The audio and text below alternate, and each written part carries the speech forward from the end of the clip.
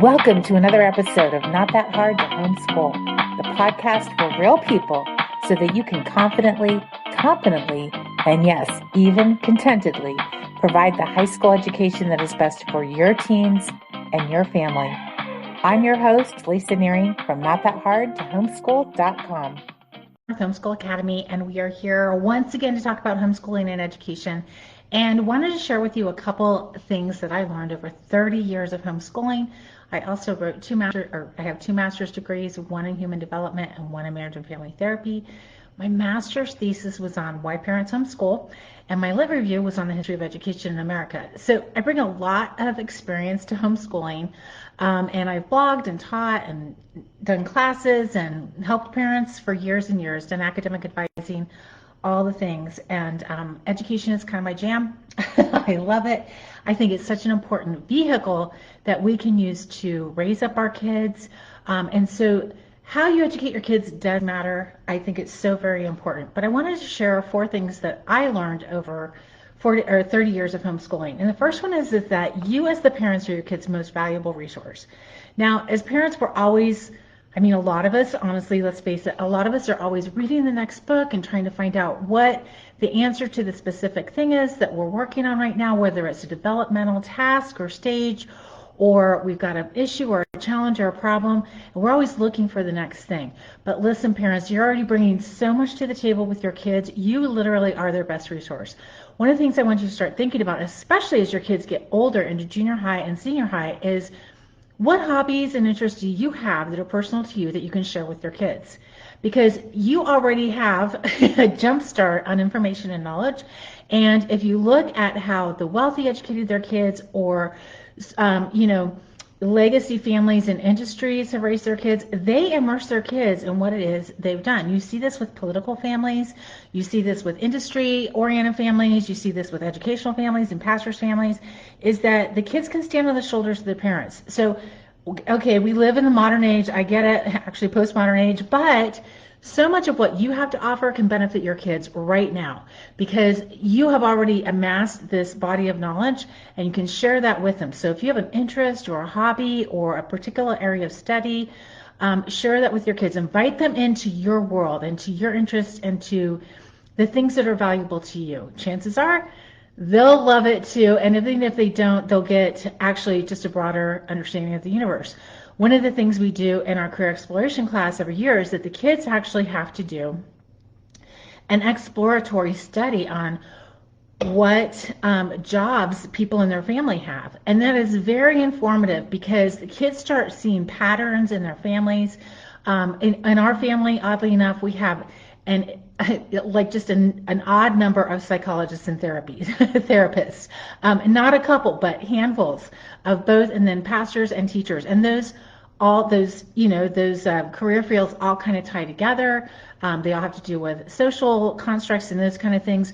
So do that for your own family. Just kind of see, what are the interests? Are you more a STEM-focused family, a more humanities-focused family? Where are your areas of interest? And then again, invite your kids into those areas. You are your kids' most valuable resource. You can also use your resource abilities to help them network. If they have a particular area of interest that you don't really know anything about, find people in your network that can really work with your kids. This is a great way to help your kids go farther faster. Use the resources that you bring to bear and be a mentor and a resource person for your kids. And of course, I lost my handy dandy little notes here. Okay, the second thing is kids are naturally curious and inquisitive. Now, kids are more naturally curious and inquisitive when they don't have a lot of devices because devices interact with the brain in a different way. So really limit your kids' screen time. I think it's very informative to us that a lot of the big tech gurus do not let their kids play on devices or have cell phones until they are older teens, maybe even young adults. And so we need to think about that. They know stuff that we don't. That's why they're billionaires. And so let's think about how many devices are we going to allow our kids to have. But kids who are not fed a constant stream of device and technology information and input into their brain are generally naturally curious and inquisitive. So feed that curiosity, feed that inquisitiveness. Give them books and opportunities and field trips. Let them have the ability to explore, spend a lot of time outside. Green therapy is a real thing. Doctors and therapists prescribe green therapy, and what does that mean? It means go outside. Just get outside. Go out and explore. You can do the 100 hours or the 1,000 hours outside. There's really cool apps now where you can walk to Mordor and win little prizes or whatever. Super cool things to help you get outside. But I do want to just encourage you that your kids are naturally curious and inquisitive. And if they get to a point where they're just not, and they don't have like hours of screen time, and all of a sudden they're just not curious and they're not inquisitive and they don't care about learning, honestly, you might check this. They could possibly be bored. Now that seems a little counterintuitive, but here's the deal. Our brains are created to want new stimulation and to take in new information. When we just have the same old thing, that's why certain types of pedagogy where, I'm just going to give one that is pretty well known. When you go over Henley 1, year 1 you do a third, year 2 you do 1 2/3, and year 3 you do 1 2 3/3 of the Henley 1 book. Your brain doesn't have new stuff to grapple with. So in my experience, kids who do that 3-year tour of Henley, by the second and a half, maybe even third tour, or maybe even earlier than that, they're just done. They don't care. They're not learning Latin. They're out because their brain doesn't have new material to grapple with and wrestle with, and so they're bored. So if your kid is not just like excited about what's going on, check the boredom factory. They need challenge, not boredom factory, boredom factor. They do need challenge. So give them something to be challenged by. Give them a new teacher, give them harder stuff, find out what they want to learn, and really feed that interest. Number 3, clear strategies lead to success. Now, I have worked with families from all over the world for over a decade, doing academic advising with them as a homeschool consultant, first with another company and then with True North Homeschool Academy. And one thing I have observed is that families with really clear strategies have kids who go on to get full ride scholarships. They go on to be Olympic athletes. They go on to do amazing things because their parents had a clear strategy. And I'm not advocating that you have a strategy to get your kids to the Olympics, unless of course your kids have that aptitude and you have the resources to do that. But what I am saying is that if you have a clear strategy for success for your kids, academically, socially, emotionally, spiritually, their ability to succeed is going to just skyrocket. I mean, like if you help them create a path for success, they're probably going to be successful. So if you don't have a clear strategy for success for homeschooling, then you need to get one. Find our personalized learning plan, get with our academic advisors, do a transcript template, understand a typical course of study, really like go after education. What does it mean to be a successful student, and what does that look like? And I'm not talking traditional. I'm the out-of-the-box alternative education person here. So what I'm talking about is what does it mean for you and your family? What are you called to do and be? And what does that look like as far as success? Because you might have a kid who success for them means going to an Ivy League. Success for them might mean getting a full ride scholarship. Success for them might be starting a business when they're 14 and selling it when they're 18. Success is going to look different for all of us. So I'm not advocating one path towards success. I'm advocating that you have a path towards success. And if you're not sure what a path towards success looks like or what that means, send me a DM, ask some questions, go on over to truenorthhomeschool.academy and start a chat with us. Real people answer those. Get on the Facebook groups that we have, Not That Hard to Homeschool, Homeschooling Looks Like Tribe, and ask questions. What does a path to success look like? And then what is it that we're going to own and that we're going to advocate for our kids? Because if you have a clear path for success for your kids, chances are your kids will be successful. And that's going to be really helpful to them. Because there's a lot of voices right now, and there's a lot of things coming at our kids. College isn't an easy path anymore, even if you can afford it, even if they get a full ride scholarship. The question is, should they go? Just because you can do it, should you do it? But if you don't do college, then what do you do? I mean, there's a lot of stuff that our kids have to wrestle with and grasp. We're in the 4th Industrial Revolution. Things are really topsy-turvy. We're in a time of great societal disruption. So parents, you need to mentor your kids and help them create and plan a path toward success. What does that look like? What kind of lifestyle do they want to live as an adult?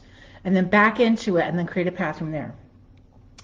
Last but not least, interpersonal life and academic skills are all equally important. Now, you hear this all the time in the homeschool community, one of my pet peeves. It's the person, not the textbook. Well, duh. I mean, that is so self-evident. It's laughable. But here's the thing that really gets me. If your kid has a character thing, put the book away and just focus on the character. And I've said this before. Listen, your kids can learn so much character through academics. I'm not talking about beating them over the head with it.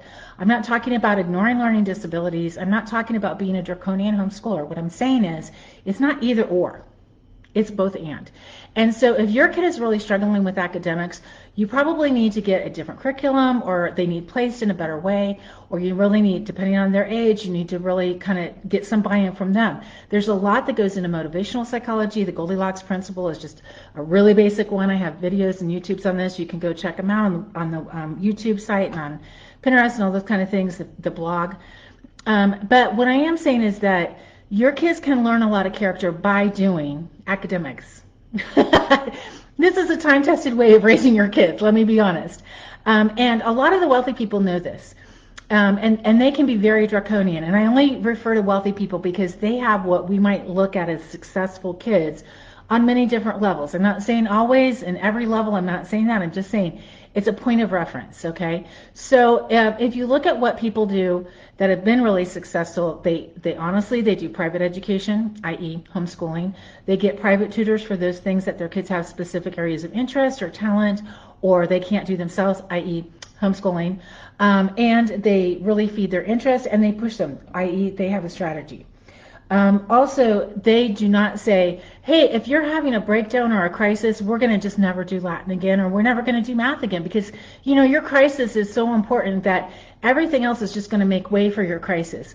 What it is saying is, if your kid has a crisis, figure out how to manage the crisis and figure out how to give your kids the executive and interpersonal tools that they need to manage their own crisis, to calm themselves down, to settle themselves down so that they can get the work done. And again, there's balance here, right? There's balance with almost everything. But what I am saying is that your kids' character development can be developed through academics. And so again, it's not either or, it's both and. But life skills are so very important. Interpersonal skills, emotional intelligence, this is going to be more important than ever before.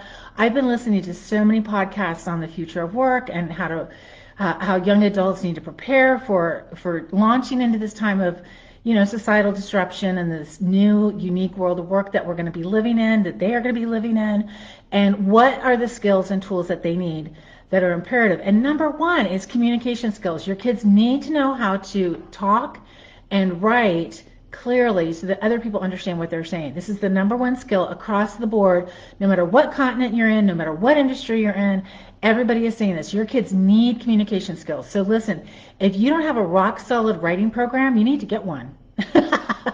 If you need help finding one, call me. We have several at True North Homeschool Academy. That's what we do.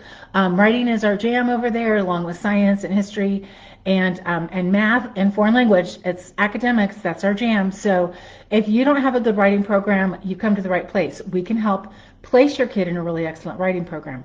They also need to know how to speak really well and be clear and confident communicators.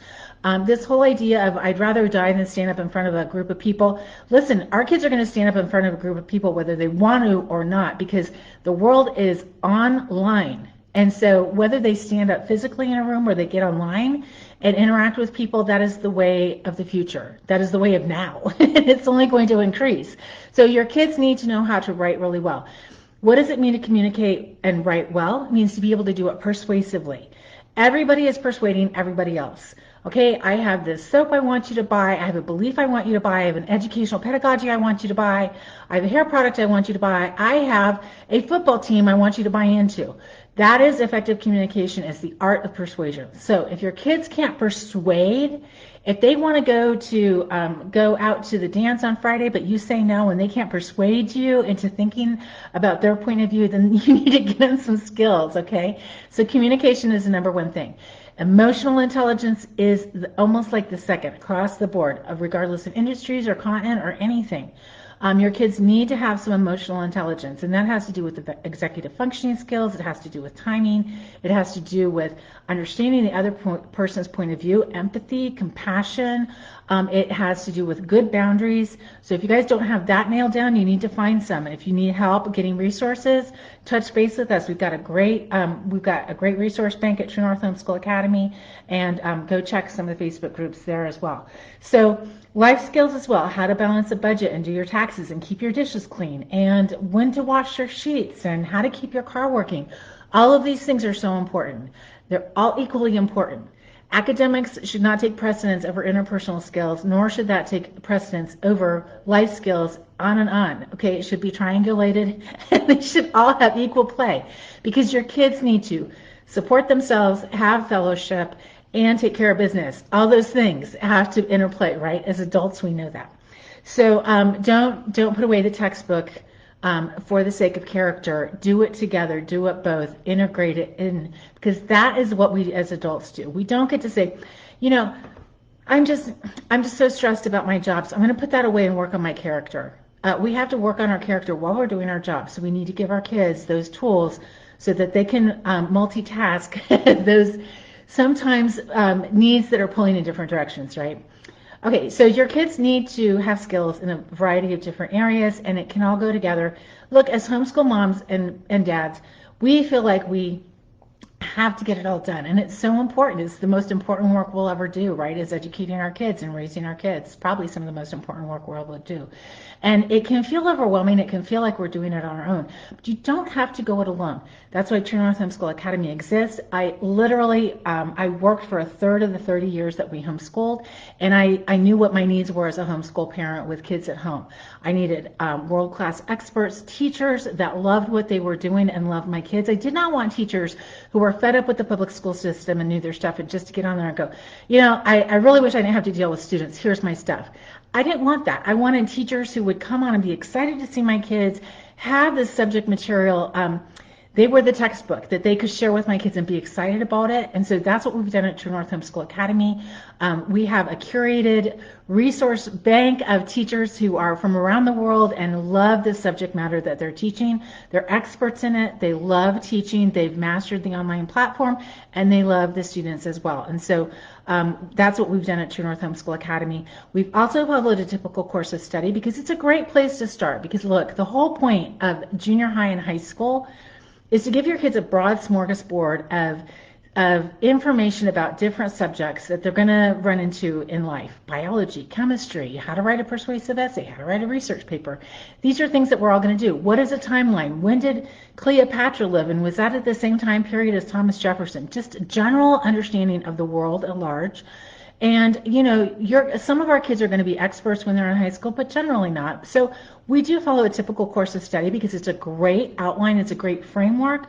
But as homeschoolers, we know that you might not be typical. Our family certainly wasn't. We had a couple of doubly gifted kids, some kids with some more severe LDs, and some kids who were really taking off in certain areas, some kids who wanted to work and travel. And so we took all that into account, and we created a homeschool environment for our children, and that's what we have created at True North Homeschool Academy. We've created the best of it all. You can take 1 or 2 classes, choose a la carte classes from us, or you can choose a bundle, 3 to 6 class bundle, for even greater savings. And we do give ongoing military and ministry discounts because look, our family served in the military, and we appreciate those families who are making the sacrifice to serve, and our family's been in ministry, and we appreciate the sacrifice that your family is making to serve in that capacity too. So those are standing military and ministry discounts. And if you have been with us for years and years, you don't have to prove to me year after year that you're in the ministry or military. It counts, okay? Because again, we're so thankful for your service. Okay, you guys, that was a lot of information, but I hope it was helpful to you. I'd love to hear your feedback. And go enroll today. Listen, our 24-25 classes are open for enrollment. And if you are looking for 8th, 9th, and 10th grade classes, those are the classes that fill fastest for us. So anything in science, English, and foreign language, particularly Spanish, fills fast. If you want certain days or times or sections of classes, don't delay. Order them today, and if you have any questions, of course, you can just shoot me a DM, leave a comment, head on over to the website at truenorthhomeschool.academy, or jump into one of our Facebook groups. I will talk to you soon. Have a great day, everybody. We'll talk to you later.